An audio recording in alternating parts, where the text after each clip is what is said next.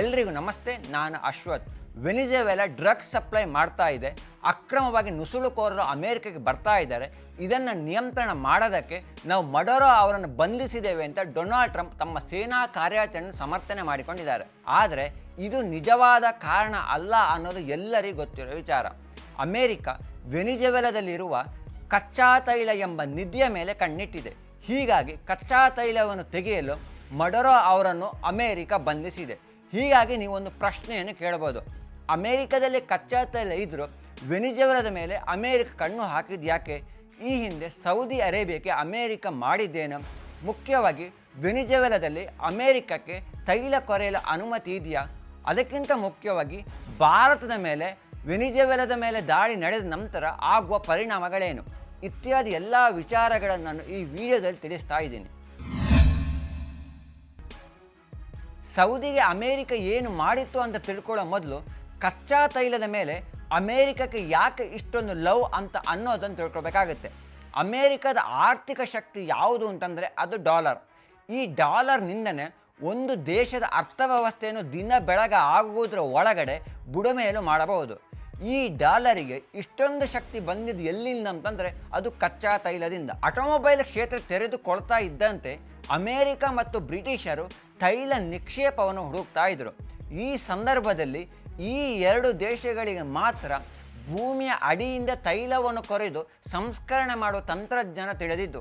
1938ರಲ್ಲಿ America Saudi ಅರೇಬಿಯಾದಲ್ಲಿ ತೈಲ ಬಾವಿ ಕೊರೆಯಲು ಆರಂಭಿಸಿತು. ಭವಿಷ್ಯದಲ್ಲಿ ತಮ್ಮ ಬಳಿ ಇರುವ ಈ ಅಮೂಲ್ಯವಾದ ಸಂಪತ್ತು ವಿಶ್ವವನ್ನೇ ಆಳಲಿದೆ ಎಂಬ ಕಲ್ಪನೆ ಸೌದಿ ಅರೇಬಿಯಾಗೆ ಆ ಸಂದರ್ಭದಲ್ಲಿ ಗೊತ್ತಿರಲಿಲ್ಲ. ಎರಡನೇ ಮಹಾಯುದ್ಧದ ಸಂದರ್ಭದಲ್ಲಿ ಇಟಲಿ ಅಮೇರಿಕವನ್ನು ಗುರಿಯಾಗಿಸಿಕೊಂಡು ಸೌದಿ ಅರೇಬಿಯಾದ ಮೇಲೆ ಬಾಂಬ್ ದಾಳಿ ಮಾಡಿತ್ತು. ಬಾಂಬ್ ದಾಳಿ ಮಾಡಲು ಕಾರಣ ಸಹ ಇತ್ತು.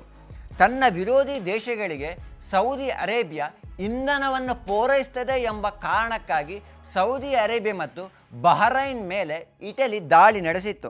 ಈ ದಾಳಿಯಿಂದ ಸೌದಿ ಅರೇಬಿಯಾಗೆ ಕಚ್ಚಾ ತೈಲ ಉತ್ಪಾದನೆ ಮಾಡಲು ಸಮಸ್ಯೆ ಆಯಿತು. ಈ ಸಂದರ್ಭದಲ್ಲಿ ಅಮೇರಿಕ ಸೌದಿಯ ರಕ್ಷಣೆಗೆ ಮುಂದಾಯಿತು. ಸೌದಿ ಅರೇಬಿಯಾದಲ್ಲಿರುವ ತೈಲ ಸಂಪತ್ತು ಮುಂದೆ ವಿಶ್ವವನ್ನೇ ಆಳಲಿದೆ ಅನ್ನೋದು ಗೊತ್ತಾಗ್ತಾ ಇದ್ದಂತೆ ಅಮೇರಿಕದ ಅಧ್ಯಕ್ಷ ರೂಸ್ವೆಲ್ಟ್ ಸೌದಿಯ ರಕ್ಷಣೆಗೆ ಮುಂದಾಗ್ತಾರೆ. ಈ ಸಂದರ್ಭದಲ್ಲಿ ಸೌದಿಯ ರಾಜನ ಜೊತೆ ಅಮೇರಿಕ ಮಹತ್ವದ ಒಪ್ಪಂದಕ್ಕೆ ಸಹಿ ಹಾಕುತ್ತೆ. ಸೌದಿಯ ಎಲ್ಲ ತೈಲ ಕೊರೆಯುವ ಬಾವಿಗಳಿಗೆ ಅಮೇರಿಕ ಸಂಪೂರ್ಣ ರಕ್ಷಣೆ ನೀಡುತ್ತೆ. ಇದಕ್ಕೆ ಪ್ರತಿಯಾಗಿ ನೀವು ಎಲ್ಲ ದೇಶಗಳ ಜೊತೆ ತೈಲ ವ್ಯವಹಾರವನ್ನು ಮಾಡಲು ಡಾಲರನ್ನೇ ಬಳಸಬೇಕಂತ ಅಮೇರಿಕ ಷರತ್ತನ್ನು ವಿಧಿಸುತ್ತೆ.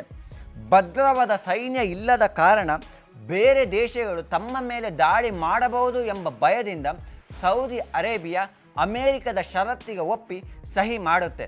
ಇದರಿಂದ ಮುಂದೆ ಏನಾಗುತ್ತೆ ಅನ್ನೋದು ನಿಮಗೆಲ್ಲ ಗೊತ್ತಾಗುತ್ತೆ. ಈಗಲೂ ಕಚ್ಚಾ ತೈಲ ವ್ಯವಹಾರ ಡಾಲರ್ನಲ್ಲೇ ನಡೀತಾ ಇದೆ. ಇಡೀ ವಿಶ್ವದಲ್ಲಿ ಅತಿ ಹೆಚ್ಚು ತೈಲ ನಿಕ್ಷೇಪ ಎಲ್ಲಿದೆ ಅಂತಂದರೆ ಅದು ವೆನಿಜುವೆಲಾದಲ್ಲಿದೆ. ಎರಡನೇ ಮಹಾಯುದ್ಧದ ನಂತರ ನಡೆದ ಶೀತಲ ಸಮರದ ಸಂದರ್ಭದಲ್ಲಿ ಅಮೇರಿಕ ಮತ್ತು ವೆನಿಜುವೆಲಾದ ಸಂಬಂಧ ಬಹಳ ಚೆನ್ನಾಗಿತ್ತು. ಅಮೇರಿಕದ ಕಂಪನಿಗಳು ವೆನಿಜುವೆಲಾದಲ್ಲಿ ತೈಲ ಬಾವಿಯನ್ನು ಕೊರೆದು ತೈಲವನ್ನು ಮಾರಾಟ ಮಾಡ್ತಾ ಇದ್ವು. ಇದರಿಂದಾಗಿ ವೆನಿಜುವೆಲಾಗೂ ಬಹಳಷ್ಟು ಲಾಭ ಆಗ್ತಾ ಇತ್ತು.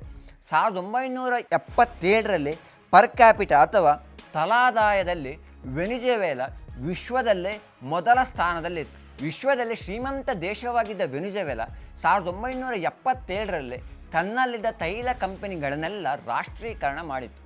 ಇದರಿಂದಾಗಿ ಅಮೇರಿಕಕ್ಕೆ ಬಹಳಷ್ಟು ಸಮಸ್ಯೆ ಆಯಿತು. ಯಾಕೆ ಅಂತಂದರೆ ಅಮೇರಿಕ ವೆನಿಜುವೆಲಾದಲ್ಲಿ ಬಹಳಷ್ಟು ಹಣವನ್ನು ಹೂಡಿಕೆ ಮಾಡಿತ್ತು. ಶಾಲೆ, ಕಾಲೇಜ್, ಆಸ್ಪತ್ರೆ, ರಸ್ತೆಗಳನ್ನು ನಿರ್ಮಾಣ ಮಾಡಿತ್ತು.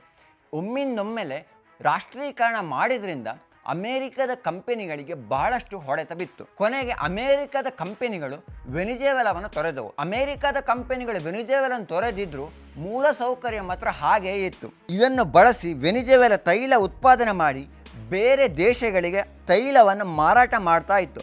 ಈ ವಿಚಾರ ಗೊತ್ತಾಗಿ ಕೊನೆಗೆ ಅಮೇರಿಕ ತೈಲ ಮಾರಾಟಕ್ಕೆ ಅಂದರೆ ವೆನಿಜುವೆಲಾದ ತೈಲ ಮಾರಾಟಕ್ಕೆ ನಿರ್ಬಂಧವನ್ನು ಹೇರಿತ್ತು. ಹೀಗಿದ್ದರೂ ಹಲವು ದೇಶಗಳಿಗೆ ವೆನಿಜುವೆಲಾ ಕಚ್ಚಾ ತೈಲವನ್ನು ಸಪ್ಲೈ ಮಾಡ್ತಾ ಇತ್ತು. ಇನ್ನು ಮುಂದೆ ಅಮೇರಿಕದ ಕಂಪನಿಗಳು ವೆನಿಜುವೆಲಾದಲ್ಲಿ ತೈಲವನ್ನು ಕೊರೆಯಲಿದೆ. ಮೊದಲು ವೆನಿಜುವೆಲಾ ಹಲವು ದೇಶಗಳಿಗೆ ಸಬ್ಸಿಡಿ ದರದಲ್ಲಿ ಕಚ್ಚಾ ತೈಲವನ್ನು ಸಪ್ಲೈ ಮಾಡ್ತಾ ಇತ್ತು. ಇನ್ನು ಮುಂದೆ ಈ ಸಬ್ಸಿಡಿ ವ್ಯವಹಾರಗಳೆಲ್ಲ ಬಂದ್ ಆಗಲಿದ್ದು ಮಾರುಕಟ್ಟೆ ದರದಲ್ಲೇ ಕಚ್ಚಾ ತೈಲವನ್ನು ಅಮೇರಿಕ ಸಪ್ಲೈ ಮಾಡಲಿದೆ. ಹಾಗೆ ನೋಡಿದರೆ ಅಮೇರಿಕದಲ್ಲಿ ಕಚ್ಚಾ ತೈಲ ನಿಕ್ಷೇಪವಿದೆ. ಭೂಮಿಯಿಂದ ತೆಗೆದು ಸಂಸ್ಕರಿಸಿ ಮಾರಾಟವನ್ನು ಮಾಡಲಿಕ್ಕೂ ಸಹ ಸಾಧ್ಯವಿದೆ. ಆದರೆ ಇದು ಬಹಳ ದುಬಾರಿಯಾದ ವಿಚಾರ. ವೆನಿಜುವೆಲಾದಲ್ಲಿ ಕಡಿಮೆ ಪ್ರಮಾಣದಲ್ಲಿ ಬಂಡವಾಳವನ್ನು ಹೂಡಿ ತೈಲವನ್ನು ಎತ್ತಬಹುದು. ಈ ಕಾರಣಕ್ಕೆ ವೆನಿಜುವೆಲಾದಲ್ಲಿ ತೈಲ ಕೊರೆಯಲು ಟ್ರಂಪ್ ಆಸಕ್ತಿ ವಹಿಸಿದ್ದಾರೆ.